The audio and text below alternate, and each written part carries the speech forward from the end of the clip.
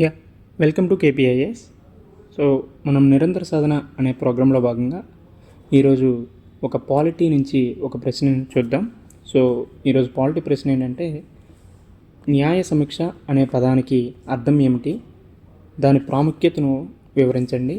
అదేవిధంగా భారతదేశంలో న్యాయ సమీక్ష యొక్క పరిధిని విశ్లేషించండి. అంటే వాడు ఏమడిగాడు, జ్యుడిషియల్ రివ్యూ గురించి అడిగారు, అలానే దాని యొక్క సిగ్నిఫికెన్స్ గురించి అడిగారు, అదేవిధంగా దాని యొక్క స్కోప్ ఏంటనేది అడిగారు. సో ఈ ప్రశ్నను మనం ఏ విధంగా అప్రోచ్ అవ్వాలి. సో ఆల్రెడీ నిన్న మనం ఒక వీడియోలో భాగంగా ఆన్సర్ రైటింగ్ ఏ విధంగా చెప్పాలనేది మనం డిస్కస్ చేసాం. సో ఫస్ట్ పరిచయం అని చెప్పాం. సో ఏ ప్రశ్నకైనా పరిచయం అనేది ఇంపార్టెంట్. సో దీంట్లో భాగంగా మనం ప్రశ్నలో అడిగిన అంశాన్ని అడ్రస్ చేస్తూ ఏ విధంగా ఇంట్రడక్షన్ స్టార్ట్ చేయొచ్చు అంటే, ఫస్ట్ జ్యుడిషియల్ రివ్యూ యొక్క డెఫినేషన్ గురించి చెప్తూ రాయొచ్చు, దాని యొక్క అర్థ వివరణ ఇస్తూ రాయొచ్చు. ఓకే, జ్యుడిషియల్ రివ్యూ యొక్క అర్థ వివరణ ఇస్తూ మనం స్టార్ట్ చేయొచ్చు. అది కాకపోతే ఆర్టికల్ ఆధారంగా అయినా చెప్పచ్చు. ఆర్టికల్ 13 లేకపోతే ఆర్టికల్ 32 లేదంటే ఆర్టికల్ 226 వంటి అంశాల ద్వారానైనా మనం జ్యుడిషియల్ రివ్యూను ఇంట్రడక్షన్ చేయొచ్చు. ఇదే కాకుండా రాజ్యాంగ మౌలిక స్వరూప సిద్ధాంత ఆధారంగా కూడా మనం ఈ జ్యుడిషియల్ రివ్యూను ఇంట్రడక్షన్ చేయొచ్చు. ఇదే కాకుండా సుప్రీంకోర్టు రిలేటెడ్ కేసెస్లో ఏవైనా న్యాయ సమీక్షకు సంబంధించిన అంశాలు ఏవైనా ఉంటే వాటి ద్వారా అయినా మనం ఈ ప్రశ్నను, ఈ పరిచయాన్ని మనం ఇంట్రడ్యూస్ చేయొచ్చు. సో ఇకపోతే జ్యుడిషియల్ రివ్యూను ఏ విధంగా మనం డెఫినేషన్ ఆధారంగా చెప్పచ్చు. సో ఫస్ట్ జ్యుడిషియల్ రివ్యూ అంటే ఏంటి? ప్రభుత్వం చేసే చర్యల యొక్క రాజ్యాంగబద్ధతను అంచనా వేయడానికి ప్రభుత్వం చేసే చర్యలు ఏవైతే ఉంటాయో దాని యొక్క రాజ్యాంగబద్ధతను అంచనా వేస్తూనే, అదేవిధంగా రాజ్యాంగంలోని ప్రాథమిక సూత్రాలను ఉల్లంఘిస్తే లేదంటే విరుద్ధంగా ఉంటే వాటిని రాజ్యాంగ విరుద్ధం అని ప్రకటించడానికి కోర్టుకు ఉన్న అధికారమే ఈ న్యాయ సమీక్ష అధికారం. ఓకే, మళ్ళీ ఇంకోసారి చెప్తాను వినండి. సో జ్యుడిషియల్ రివ్యూ అంటే ఏమీ లేదు, ప్రభుత్వం అవ్వచ్చు, లేదంటే ఎగ్జిక్యూటివ్ అవ్వచ్చు, లేదంటే లెజిస్లేషన్ అవ్వచ్చు, ఈ శాఖలు ఏవైతే వాటికి అనుగుణంగా ఉన్న బాధ్యతలు ఉంటాయో ఆ బాధ్యతలు కొన్నిసార్లు రాజ్యాంగానికి విరుద్ధంగా ఉండొచ్చు, కొన్నిసార్లు ప్రాథమిక హక్కుల సంరక్షణకు విఘాతం కలిగించేటట్టు ఉంటే అటువంటి సమయంలో న్యాయశాఖ తన యొక్క న్యాయ సమీక్ష అధికారాన్ని ఉపయోగించుకొని ఆ చట్టాలను రద్దు చేయడం జరుగుతుంది. దాన్నే మనం న్యాయ సమీక్షగా చెప్పుకుంటాం. సో ఈ విధంగా మనం అర్థ వివరణిస్తూ చెప్పచ్చు. ఓకే, సో ఆ తర్వాత ఆర్టికల్స్ ఆధారంగా అయినా మనం చెప్పచ్చు. సో ఆర్టికల్ 13, ఆర్టికల్ 32, 226 వాటన్నిటి మీదగా చెప్పచ్చు. లేదంటే రాజ్యాంగ మౌలిక స్వరూప సిద్ధాంతం, అదేవిధంగా సుప్రీంకోర్టు రిలేటెడ్ ఏవైనా కేసెస్ లైక్ ఇందిరాగాంధీ కేసు, ఆ అంశాల గురించి చెప్తూ అయినా మనం మొదలు పెట్టచ్చు. సో ఇక్కడ మనం 4 రకాలుగా పరిచయం అనేది ఏ విధంగా స్టార్ట్ చేయాలో చెప్పుకున్నాం. సో ఇక్కడ మనం వాడు మనకు క్వశ్చన్ ఏం అడిగాడంటే, న్యాయ సమీక్ష అనే పదానికి అర్థం ఏమిటి అని అడిగినప్పుడు మనం ఆల్రెడీ డెఫినేషన్ ఇచ్చాం. సో ఈ డెఫినేషన్తో పాటుగానే మనం ఇంకొన్ని అంశాలను యాడ్ చేసుకోవాలి. అవేంటంటే, ఈ న్యాయ సమీక్ష అనే అధికారాన్ని సుప్రీంకోర్టు ఏ కేసుల్లో ఏ అంశాల్లో చర్చించిందో కూడా చెప్పాలి. Like Indira Gandhi case, Indira Gandhi versus రాజ్నారాయణ్ Singh case 1975లో free and fair elections అనేవి రాజ్యాంగ మౌలిక స్వరూపంలో భాగంగా ఉంటాయి కాబట్టి ఇఫ్ ఇన్ కేస్ ఎవరైనా ఫ్రీ అండ్ ఫెయిర్ ఎలక్షన్స్కి విఘాతం కలిగిస్తే అవి న్యాయ సమీక్షకు గురవుతాయి అనేసి ఫస్ట్ టైం ఇందిరాగాంధీ కేసులో చెప్పారు. ఆ తర్వాత ఎస్ఆర్ బొమ్మాయి కేసులో కూడా ఈ న్యాయ సమీక్ష అధికారాన్ని చర్చించడం జరిగింది. ఈ ఎస్ఆర్ బొమ్మాయి కేసులో న్యాయ సమీక్ష అధికారం గురించి చెప్తూ ఫెడరల్ ప్రిన్సిపల్స్ ఏవైతే ఉంటాయో ఆ ఫెడరల్ ప్రిన్సిపల్స్ అన్నీ కూడా న్యాయ సమీక్ష అధికారంలోకి వస్తాయని చెప్పింది. సో ఎస్ఆర్ బొమ్మాయి కేసులో ఏం చెప్పింది, సమైక్యపరమైనటువంటి అంశాలన్నిటివి కూడా న్యాయ సమీక్ష అధికారంలోకి వస్తాయని చెప్పింది. సో ఈ విధంగా న్యాయ సమీక్ష అంటే అర్థ వివరణ ఇస్తూ ఈ న్యాయ సమీక్షకు సంబంధించి 2-3 కేసులు చెప్తే మనకి ఇంట్రొడక్షన్, ఆ తర్వాత దానికి కొనసాగింపుగా మంచి ఆన్సర్ అనేది వస్తుంది. ఆ తర్వాత వాడు మనకు అడిగింది ఏంటి, ప్రాముఖ్యత గురించి అడిగారు. So what is the significance of judicial review? So first significance of judicial review అంటే ఏం చెప్తాం? ఇది రాజ్యాంగ ఆధిపత్యాన్ని సమర్థిస్తుంది. ఏంటమ్మా? రాజ్యాంగ ఆధిపత్యాన్ని సమర్థిస్తుంది. ఏ విధంగా రాజ్యాంగ ఆధిపత్యాన్ని సమర్థిస్తుంది అంటే, ఏ చట్టాలు, ఏ పాలసీలు ఇవి ఏవైనా కూడా రాజ్యాంగ అంశాలు, రాజ్యాంగ సిద్ధాంతాలు, సూత్రాలకు అనుగుణంగానే ఉండాలి, కానీ వాటికి వ్యతిరేకంగా ఉండకూడదు. సో ఈ విధమైనటువంటి అంశాలను చూస్తే ఇఫ్ ఇన్ కేస్ ఏదైనా చట్టం రాజ్యాంగానికి విరుద్ధంగా ఉంటే దాన్ని కొట్టివేయడం జరుగుతుంది. ఈ విధంగా రాజ్యాంగం యొక్క ఆధిపత్యాన్ని సూచిస్తుంది ఏంటి? న్యాయ సమీక్ష. ఇదే కాకుండా ప్రాథమిక హక్కులను కూడా ఈ న్యాయ సమీక్ష అనేది రక్షిస్తుంది. ఇఫ్ ఇన్ కేస్ ఎగ్జిక్యూటివ్ అవ్వచ్చు, లెజిస్లేచర్ అవ్వచ్చు, ఇవి కొన్నిసార్లు ప్రాథమిక హక్కుల్ని ఉల్లంఘించడం లేదంటే ప్రాథమిక హక్కులకి విరుద్ధంగా కొన్ని చట్టాలు తీసుకురావడం జరుగుతుంది. ఇలాంటి సమయంలో ప్రాథమిక హక్కులను రక్షించే విధంగా ఈ న్యాయ సమీక్ష అనే అధికారాన్ని సుప్రీంకోర్టు, హైకోర్టు అనేది యూజ్ చేయడం జరుగుతుంది.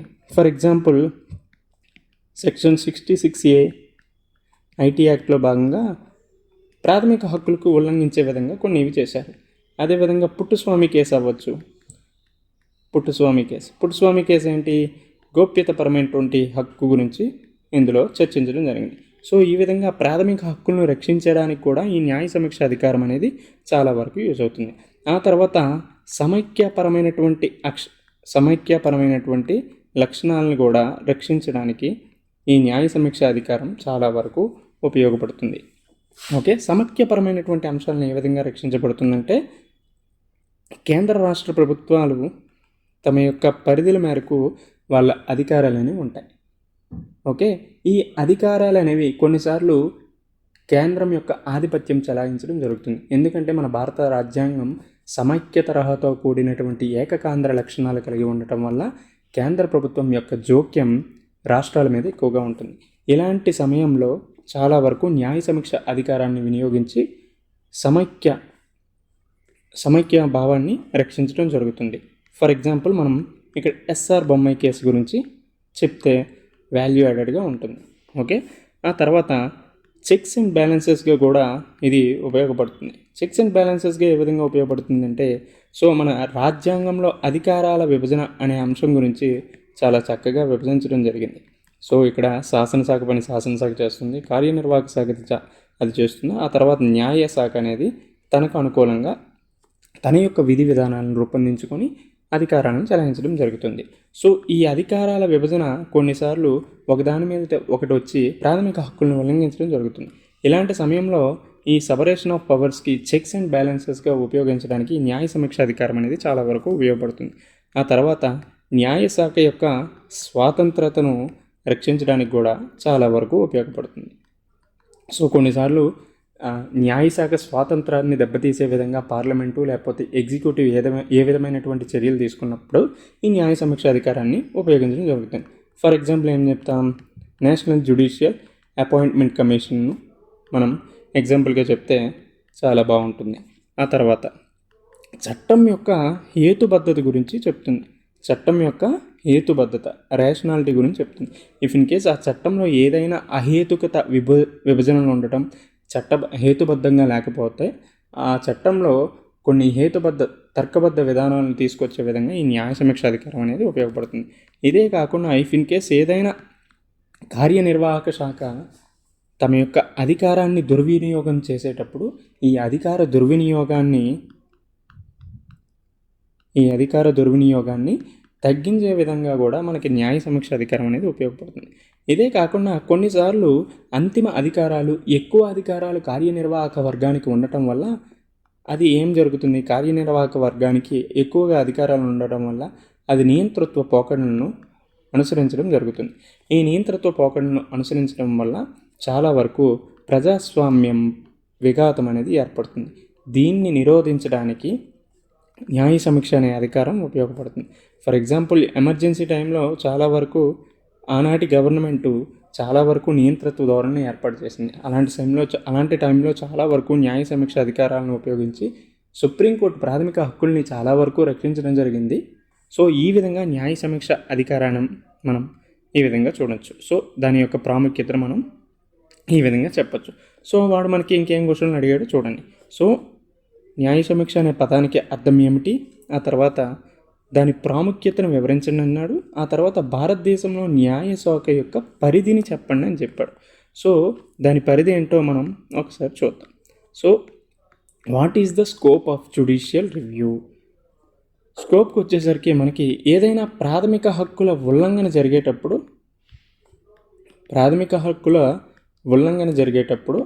ఈ న్యాయ సమీక్ష అధికారాన్ని ఉపయోగించడం జరుగుతుంది. అదేవిధంగా అధికారం యొక్క యోగ్యతను తెలియజేయడం గురించి కూడా మనకి న్యాయ సమీక్ష అధికారం అనేది ఉపయోగపడుతుంది. ఇదే కాకుండా రాజ్యాంగ నిబంధనల్లో ఏదైనా విముఖత విరుద్ధంగా ఉంటే అలాంటి సమయంలో కూడా న్యాయ సమీక్ష అధికారం అనేది మనకి చాలా వరకు ఉపయోగపడుతుంది. అయితే ఇవన్నీ కూడా ప్రొసీజర్ ఎస్టాబ్లిష్డ్ బై లా ప్రకారమే జరిగేది. ప్రొసీజర్ ఎస్టాబ్లిష్డ్ బై లా అంటే చట్టం నిర్దేశించిన పద్ధతి ప్రకారమే ఈ న్యాయ సమీక్ష అధికారం అనేది చాలా వరకు ఉపయోగపడ్డది. అయితే 1978లో మేనకా గాంధీ కేసులో డ్యూ ప్రాసెస్ ఆఫ్ లాని ఫాలో అవ్వడం జరిగింది. ఈ డ్యూ ప్రాసెస్ ఆఫ్ లా అంటే ఏంటి? సో చట్టం నిర్దేశించిన పద్ధతిలో చట్టంలో ఏ విధమైనటువంటి అంశాలు ఉంటాయో ఆ విధంగానే సుప్రీంకోర్టు తన యొక్క తీర్పులను వెలువరించేది. అయితే ఈ డ్యూ ప్రాసెస్ ఆఫ్ లాలో ఏం చేసిందంటే రెండు సైడ్లు కూడా ఆలోచించడం మొదలుపెట్టింది. ఈ రెండు సైడ్లో ఆలోచించడం మొదలు పెడుతూనే చట్టం యొక్క నిర్దేశించిన పద్ధతిని కూడా అవలంబించడం జరిగింది. సో ఈ విధంగా న్యాయ సమీక్ష యొక్క పరిధి అనేది ఉంటుందనేది మనకి అర్థమవుతుంది. ఆ తర్వాత సో ఇప్పటి వరకు మనం ఏం చెప్పుకున్నాం? ఇంట్రొడక్షన్ ఎలా రాయాలో అయిపోయింది. ఆ తర్వాత దాని యొక్క ప్రాముఖ్యత గురించి చెప్పేసాం. ఆ తర్వాత దాని పరిధి ఏ విధంగా ఉంటుందో చెప్పేసాం. సో అల్టిమేట్గా ఏంటి?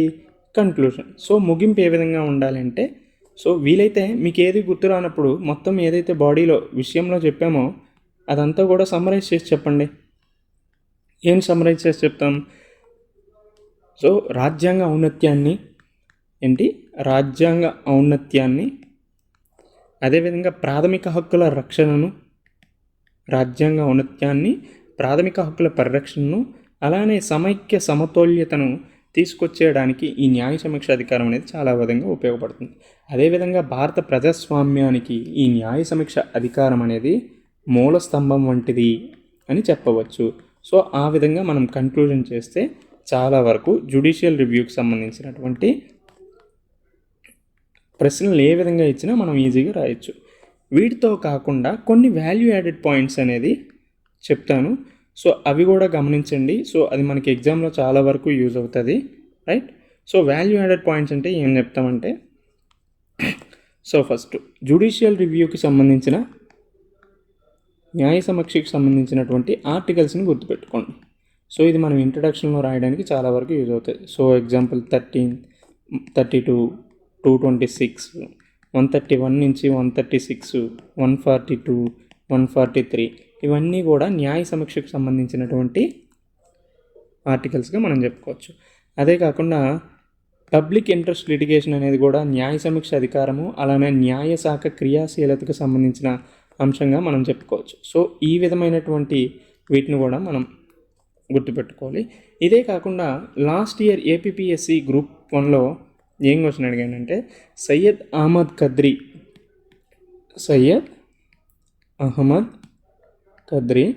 సో ఈ ఈ జ్యుడిషియల్ రివ్యూకి సంబంధించినటువంటి కొన్ని టైప్స్ చెప్పారు. సో ఆ టైప్స్ గురించి చెప్పమని అడుగుతూ తర్వాత జ్యుడిషియల్ రివ్యూ యొక్క సిగ్నిఫికెన్స్ ఏంటి, అంటే ప్రాముఖ్యత ఏంటి, దాని యొక్క స్కోప్ ఏంటి అని అడిగారు.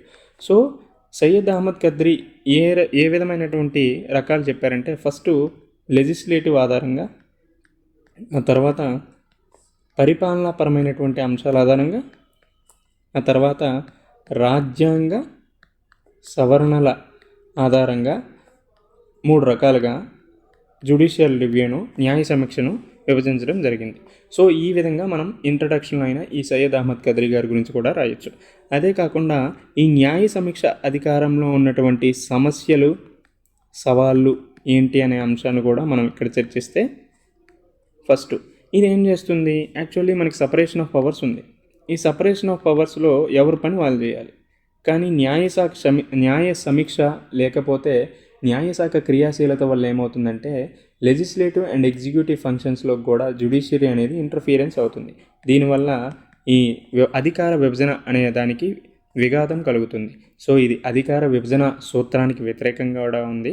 సో అదే కాకుండా కొన్నిసార్లు ఈ జడ్జెస్ ఒపీనియన్స్ ఏవైతే ఉన్నాయో అది పొలిటికల్లీ ఎఫిలియేటెడ్గా ఉండొచ్చు, పొలిటికల్లీ ఎఫిలియేటెడ్ ఆర్ సెల్ఫ్ మోటివ్గా ఉండొచ్చు. సో ఈ విధమైనటువంటి అంశాల వల్ల చాలా వరకు సమస్యలు అవుతుంది. ఈ సమస్యలకు అనుగుణంగా కొన్ని చర్యలు తీసుకుంటే మనకి జ్యుడిషియల్ రివ్యూ అనేది చాలా పద్ధతిగా ఉంటుందని చెప్పచ్చు. సో వే ఫార్వర్డ్గా ఏం చెప్తాం, సో వీళ్ళు న్యాయ వ్యవస్థ అనేది ప్రాథమిక హక్కుల పరిరక్షణకర్తగా ఉంటే మంచిది కదా. సో ఆ విధంగా మనం చెప్పచ్చు. అదేవిధంగా చెక్స్ అండ్ బ్యాలెన్సెస్ ఈక్విలిబ్రియంని మెయింటైన్ చేయాలని చెప్పచ్చు. ఓకే, అదేవిధంగా జ్యుడిషియరీ అనేది రిస్ట్రైంట్ అవ్వడం చాలా వరకు మంచిది. అంటే మనకి ఒక ఫేమస్ డైలాగ్ ఉంటుంది, ఎక్కడ నెగ్గాలో కాదు ఎక్కడ తగ్గాలో తెలియాలనేసి.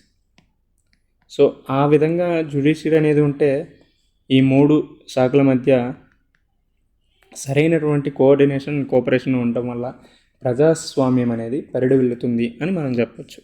ఇవే కాకుండా ఈ న్యాయ శాఖకు సంబంధించి ఇంకొన్ని అంశాలు ప్రశ్నలుగా ఏవేవి వస్తాయో ఒకసారి చూద్దాం. ఒకటి, ఇప్పుడు మనం ఆల్రెడీ న్యాయ సమీక్ష గురించి చర్చించుకున్నాం. ఆ తర్వాత జ్యుడిషియల్ యాక్టివిజం గురించి చదవాలి. జ్యుడిషియల్ యాక్టివిజం అంటే న్యాయశాఖ క్రియాశీలత, అలానే జ్యుడిషియల్ ఓవర్ రీచ్, ఆ విధంగా జ్యుడిషియల్ రిస్ట్రైంట్ గురించి కూడా చదవాలి. సో ఇదొక అంశం. ఆ తర్వాత పబ్లిక్ ఇంట్రెస్ట్ లిటిగేషన్ గురించి, ప్రజా ప్రయోజనాల వ్యాజ్యం గురించి కూడా చదవాలి. ఇదే కాకుండా హయ్యర్ జ్యుడిషియరీలో మహిళల యొక్క భాగస్వామ్యం అనేది చాలా తక్కువ ఉంది. దాన్ని పెంచే విధంగా కూడా ఏ విధమైనటువంటి చర్యలు తీసుకోవాలనే దాని గురించి కూడా మనం చర్చించాలి. ఎందుకంటే ఎన్వి రమణ గారు చీఫ్ జస్టిస్గా ఉండేటప్పుడు హయ్యర్ జ్యుడిషియరీలో మహిళల యొక్క భాగస్వామ్యం లేదు, వాళ్ళకి హయ్యర్ జ్యుడిషియరీలో కూడా రిజర్వేషన్ ఉండాలనేసి చాలా గట్టిగా మాట్లాడారు. సో ఈ విధంగా చూస్తే మనకి హయ్యర్ జ్యుడిషియరీలో ఉమెన్ రిప్రజెంటేషన్ అనేది ఉండాలనేది కూడా అర్థమవుతుంది.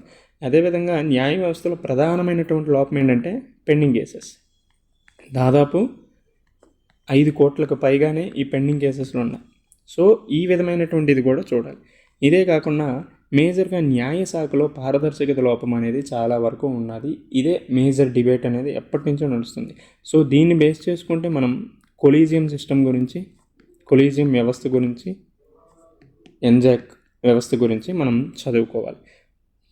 రైట్, ఈ విధంగా మనం ఈ న్యాయ శాఖ గురించి, మిగతా న్యాయ వ్యవస్థలో ఉన్నటువంటి అంశాలను గురించి చదువుకుంటే పూర్తిగా హోలిస్టిక్గా కవర్ చేయడం జరుగుతుంది. సో ఇప్పటి వరకు మనం న్యాయ సమీక్ష గురించి అయిపోయింది. సో న్యాయ సమీక్ష యొక్క అర్థ వివరణ ఏ విధంగా ఉండాలి, ఏ విధంగా ఇంట్రడక్షన్ స్టార్ట్ చేయాలి, దాని యొక్క సిగ్నిఫికెన్స్ ఏంటి, ఆ తర్వాత దాని యొక్క స్కోప్ ఏంటి, ఆ తర్వాత ఇంకేమైనా వాల్యూ యాడెడ్ పాయింట్స్ యాడ్ చేయొచ్చు అంటే ఆర్టికల్స్ యాడ్ చేయొచ్చు అని చెప్పాం. పబ్లిక్ ఇంట్రెస్ట్ లిటిగేషన్ గురించి చెప్పాం. అలానే ప్రీవియస్ ఇయర్ క్వశ్చన్స్లో సయ్యద్ అహ్మద్ ఖద్రీ గారు 3 రకాలైనటువంటి జ్యుడిషియల్ రివ్యూ గురించి అడిగారని చెప్పాం. తర్వాత దానికి ఉన్న సమస్యలు, సవాళ్ళు ఏంటని చెప్పాం. అదేవిధంగా ఏ విధమైనటువంటి అభిలషణీయ మార్గాలు ఏ విధంగా ఉండాలనేది చెప్పాం. అదేవిధంగా ఎటువంటి ప్రశ్నలు వస్తాయనే అన్ని అంశాలని చర్చించడం జరిగింది. సో ఈ విధంగా మనం జ్యుడిషియరీని హోలిస్టిక్గా చదువుకుంటే చాలా మంచి మార్కులు వస్తాయమ్మా. So thanks for watching.